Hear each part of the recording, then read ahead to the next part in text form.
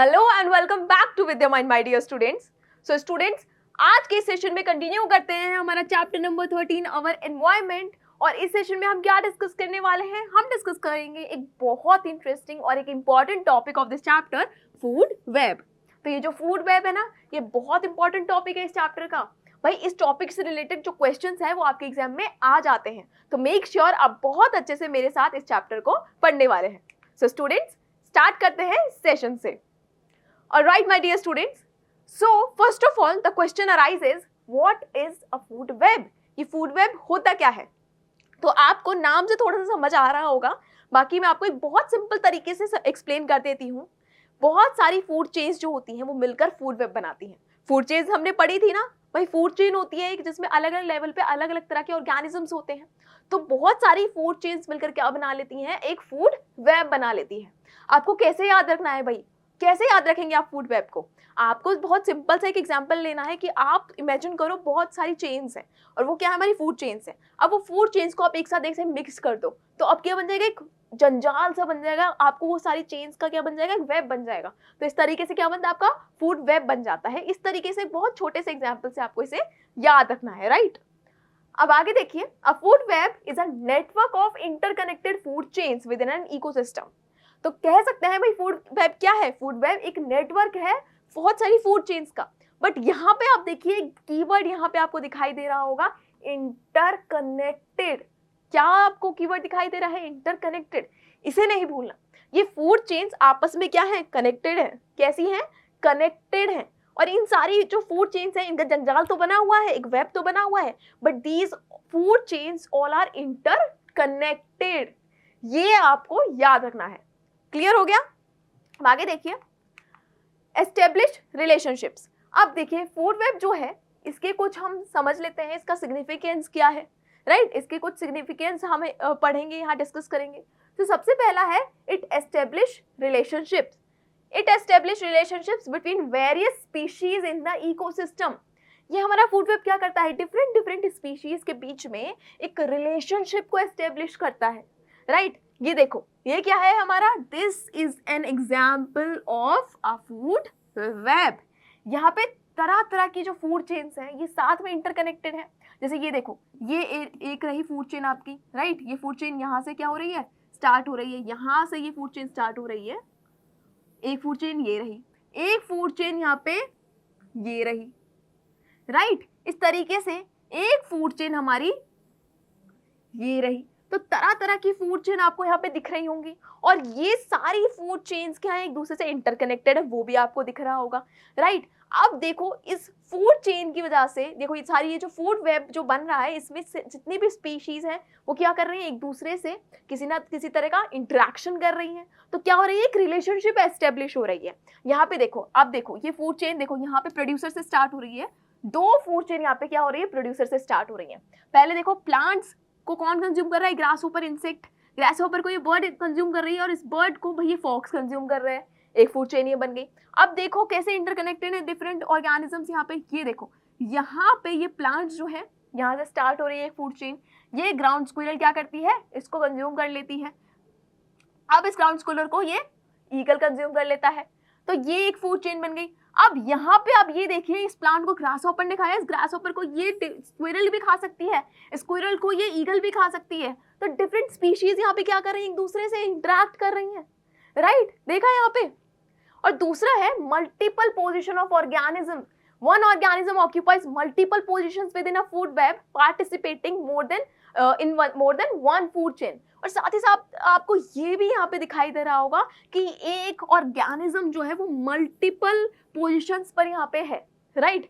For example, आप यहाँ पे इस इंसेक्ट को देखो, देखो इस इंसेक्ट ने इस प्लांट को खाया। अब इस इंसेक्ट को ये बर्ड भी खा सकता है, इस इंसेक्ट को ये स्क्विरल भी खा सकती है, राइट? तो यहाँ पे देखो, ये जो हमारा ग्रास हॉपर है ये क्या कर रहा है? एक से ज्यादा फूड चेन में पार्टिसिपेट कर रहा है। तो इसकी मल्टीपल पोजीशन हो सकती है या नहीं हो सकती? हो सकती है, राइट? इसी तरीके से आप यहाँ पे देखो, इस प्लांट को इस बर्ड ने खाया, इस बर्ड को इस फॉक्स ने खा लिया। तो एक छोटी सी फूड चेन बनी, एक 3 स्टेप फूड चेन या 3 लेवल फूड चेन बनी। बट अब यहाँ पे देखो, इस प्लांट को ग्रास हॉपर ने खाया, ग्रास हॉपर को इस बर्ड ने खाया, इस बर्ड को इस फॉक्स ने खाया।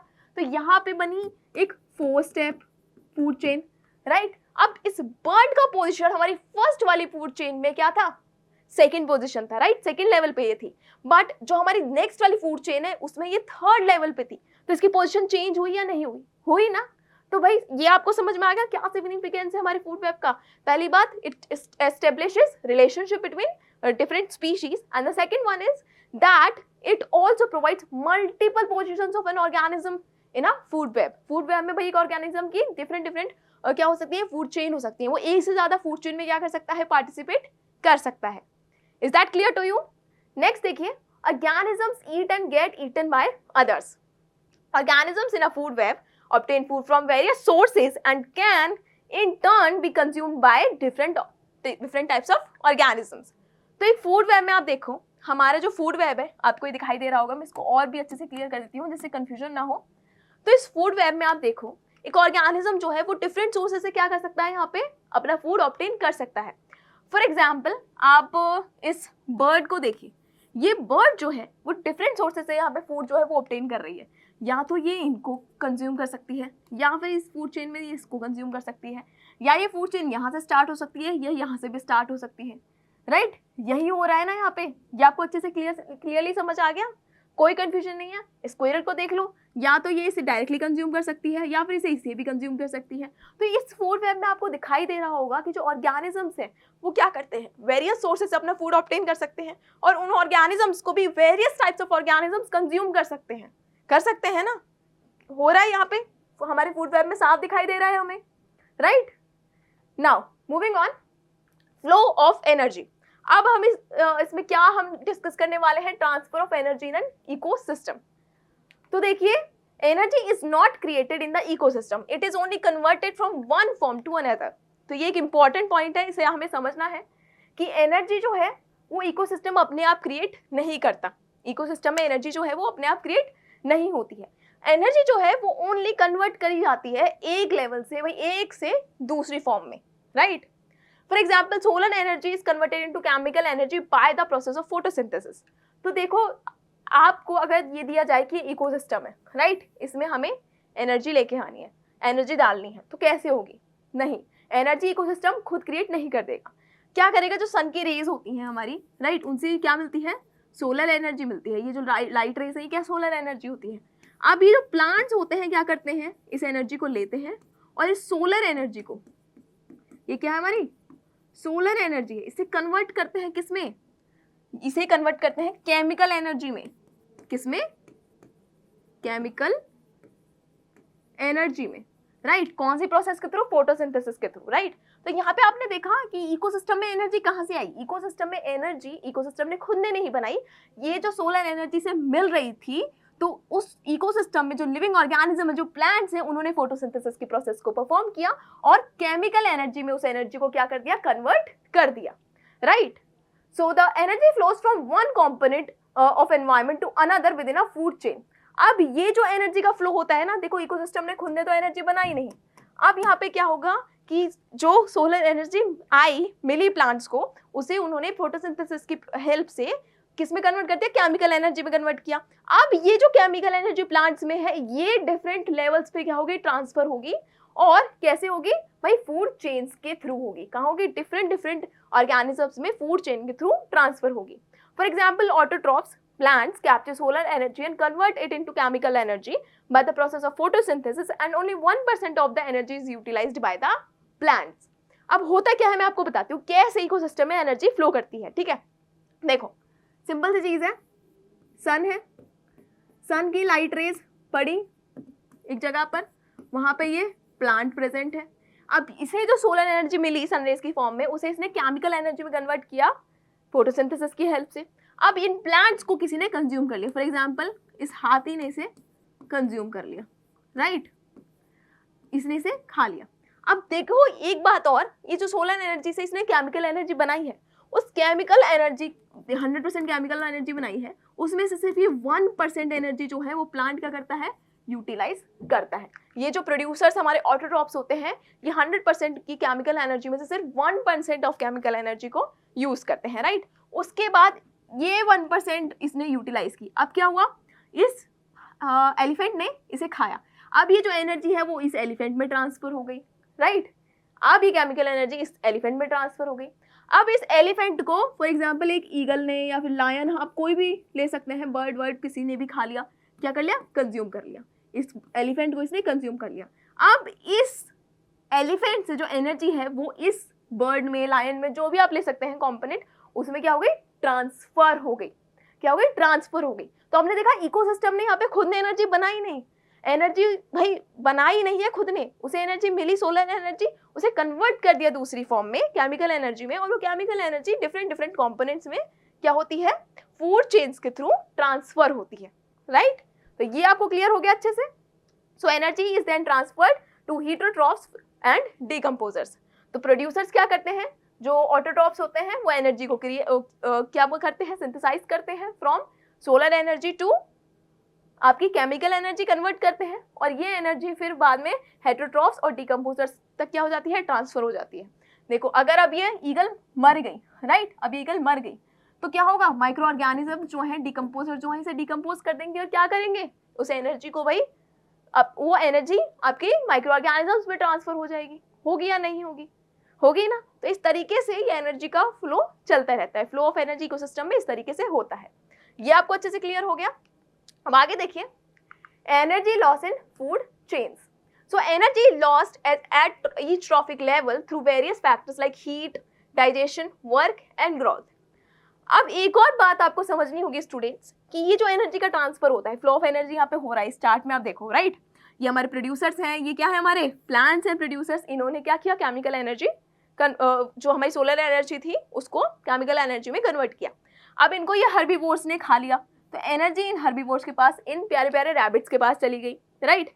अब होता क्या है, जब ये एनर्जी ट्रांसफर होती है ना, तो ये मोस्ट ऑफ द एनर्जी जो है वो हमारी लाइफ प्रोसेसेस में, जैसे कि हीट, डाइजेशन, वर्क, ग्रोथ, इन सब में क्या हो जाती है, यूटिलाइज हो जाती है, राइट। तो क्या होता है, एक एनर्जी का ना लॉस होता है, क्या होता है, एनर्जी का लॉस होता है।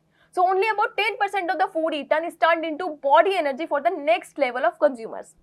तो मतलब अब ये जो एनर्जी ट्रांसफर होता है, इसमें से सिर्फ 10% एनर्जी जो है वो एक बॉडी के द्वारा यूटिलाइज की जाएगी, बाकी के 90% बाकी के प्रोसेस में लॉस हो जाएगी, राइट। ये आपको क्लियर हो गया, समझ में आ गया। आगे देखिए, 90% of the energy is used by organisms for various life processes at the present trophic level। तो जब इसने इस प्रोड्यूसर्स को खाया, इस बनी ने इस प्लांट को खाया, तो सिर्फ क्या हुआ, जो 100% एनर्जी थी ना, उसमें से 90% एनर्जी इसकी लाइफ प्रोसेसेस में खर्च हो गई, और इसके पास बची है सिर्फ 10% एनर्जी दूसरे ट्रॉफिक लेवल को ट्रांसफर करने के लिए। ये आपको समझ आ गया। अब इस बनी ने, इस बनी को इस स्नेक ने खाया। अब इस स्नेक के पास जो 10% बची कुछ एनर्जी आई है इस बनी की, उसकी 90% एनर्जी ये जो स्नेक है ये अपनी लाइफ प्रोसेसेस में उसे खर्च कर देगा, इसकी बॉडी खर्च कर देगी, और इसके पास बचेगी सिर्फ 10% एनर्जी अपने दूसरे लेवल पर ट्रांसफर करने के लिए। बहुत सिंपल सी चीज़ है, आगे समझ। तो इस तरीके से फ्लो ऑफ एनर्जी होता है, ट्रांसफर ऑफ एनर्जी होता है इकोसिस्टम में। This energy loss limits the number of trophic levels in a food chain to 3 और 4। और यही जो फ्लो ऑफ एनर्जी है, इसकी वजह से क्या हो जाता है, एक लिमिट आ जाती है, कहाँ पर, इस ट्रॉफिक लेवल में। और इस ट्रॉफिक लेवल में आपको 3 या 4 लेवल्स ही देखने को मिलते हैं, right, because of this system of flow of energy. Clear हो गया, अच्छे से समझ आ गया। Now importance of food chain. अब हम पढ़ लेते हैं फूड चेन की इंपॉर्टेंस। फूड चेन हमने पढ़ी हुई है, राइट। तो देखिए, the significance of food chains are, the first one is understanding interactions and relationships. So food chain helps understand food relationships and interactions among organisms in an ecosystem। तो food chain हमें क्या समझने की help करती है, food chain हमें different organisms में जो इंटरैक्शन होता है वो समझने में हेल्प करती है, राइट। रिलेशनशिप समझने में हेल्प करती है, फूड रिलेशनशिप समझने में हेल्प करती है ना। नेक्स्ट देखो, helps in the transfer of materials. It facilitates the transfer of energy and materials with in the ecosystem. साथ ही साथ ये जो एनर्जी का फ्लो है, ट्रांसफर ऑफ मटेरियल्स है, उसमें भी हेल्प करती है।